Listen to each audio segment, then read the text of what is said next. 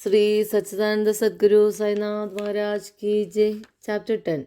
Remember him always with love, for he was ever engrossed in doing good to all and always abided in his self. To remember him only is to solve the riddle of life and death. This is the best and easiest of sadhanas, as it involves no expenditure. A little exertion here brings great rewards. So, as long as our senses are sound, we should minute by minute practice all this sadhana. All other gods are illusory. Guru is the only God. If we believe in Sadguru's holy feet, he can change our fortune for the better. If we serve him sincerely, we get rid of our worldly afflictions. We need not study any philosophy like the Nyaya and the Meenamsa. As we trust the helmsman in crossing rivers and seas, so we have to trust our Sadguru in getting over the ocean of worldly existence. The Sadguru looks to the intense feelings and devotion of his devotees, endows them with knowledge and eternal bliss. In the last chapter, Baba's mendicancy and devotees' experiences and other subjects are dealt with. Let the readers now read where and how Baba lived, how he slept and how he taught, etc. Baba's wonderful bedstead. Let us first see where and how Baba slept. Mr. Nana Sahib Dangle brought for Sai Baba a wooden plank about 4 arm in length and only a span in breadth for sleeping upon.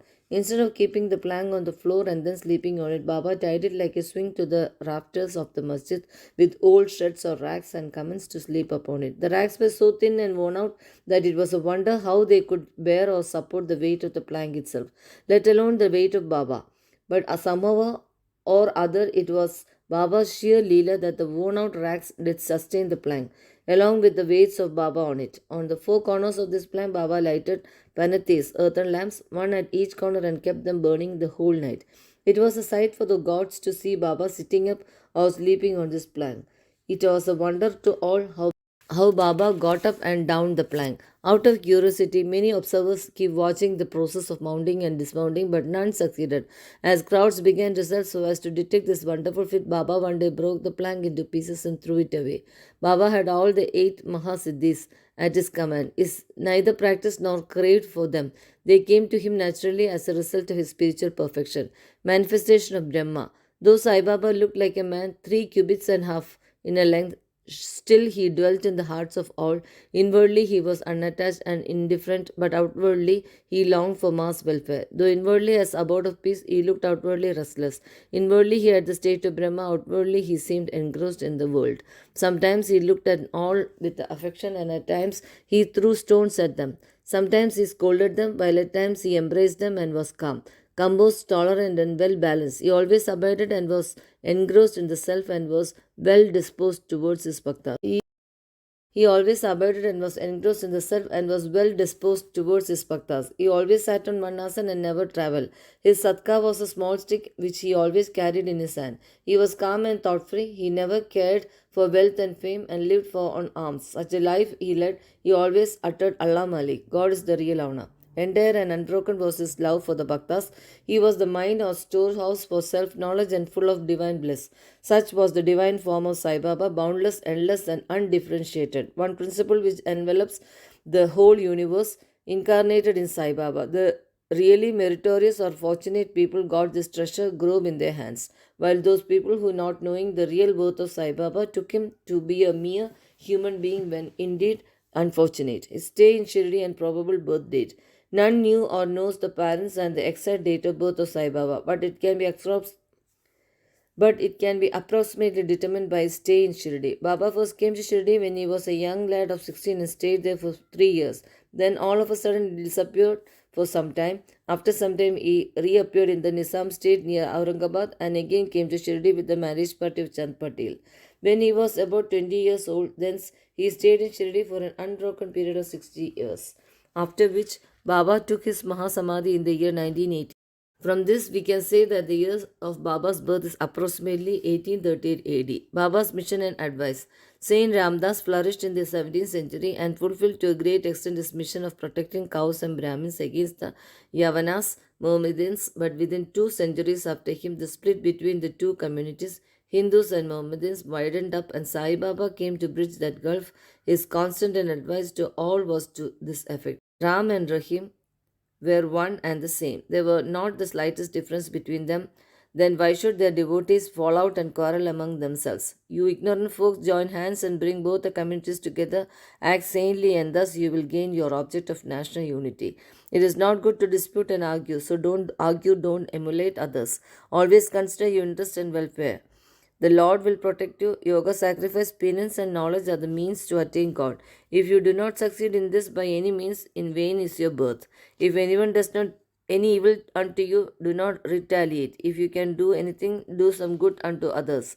This is, in short, was Sai Baba's advice to all, and this will stand us in good stead both in material and spiritual matters. Sai Baba is Sadguru. There are many so called gurus who go about from house to house with cymbals and veena in their hands and make a show of their spirituality. They blow mantras into the ears of the disciples and extract money from them.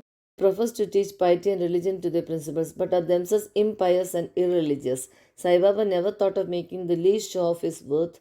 He had no body consciousness, but he had great love for his disciples. There are two kinds of gurus, Niyat and Aniyat. The latter, by their advice, develop the good qualities in us, purify our hearts, and set us on the path of salvation.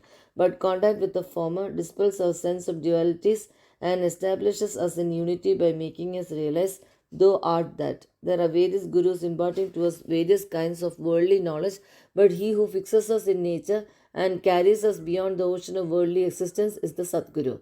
Sai Baba was such a Sadguru. His greatness is indescribable. If anybody went to take his darshan, he, without being asked, would give every detail of his past, present, and future. He saw divinity in all beings. Friends and foes were alike to him. Disinterested and balanced, he obliged the evildoers as well as the pious.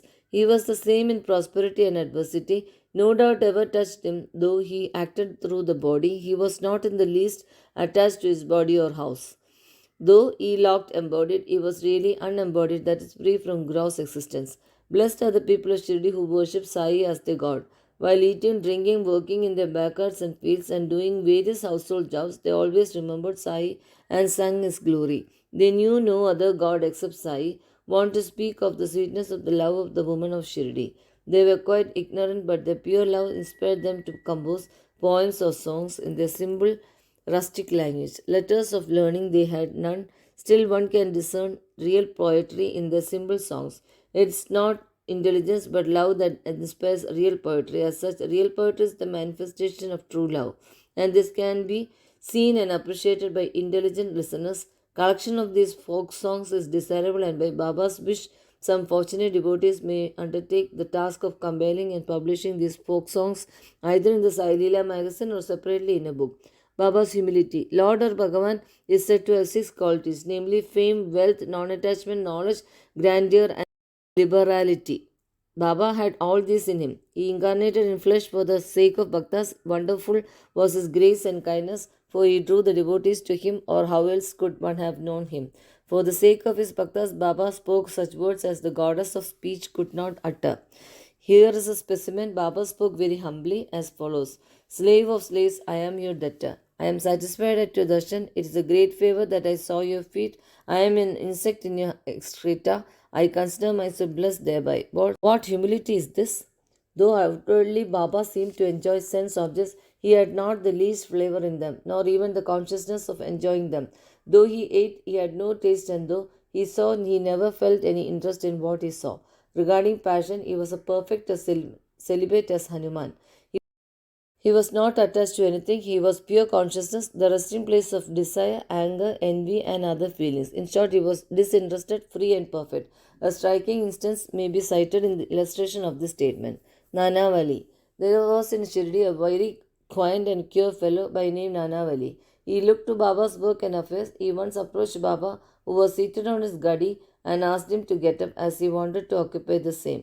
Baba at once got up and left the seat which he had occupied.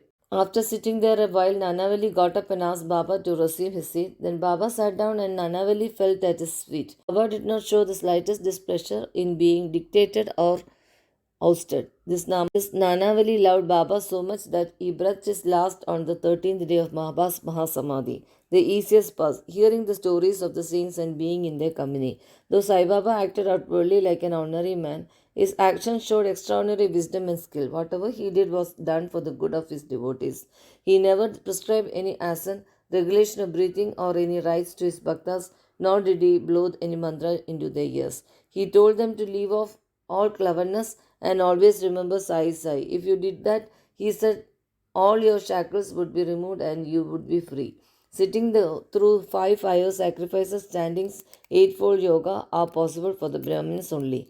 They are of no use to the other classes. The function of the mind is to think. It cannot remain without thinking for a minute. If you give it a sense object, it will think about it. If you give it Guru, it will think about Guru. You have heard most attentively the grandeur of Sai.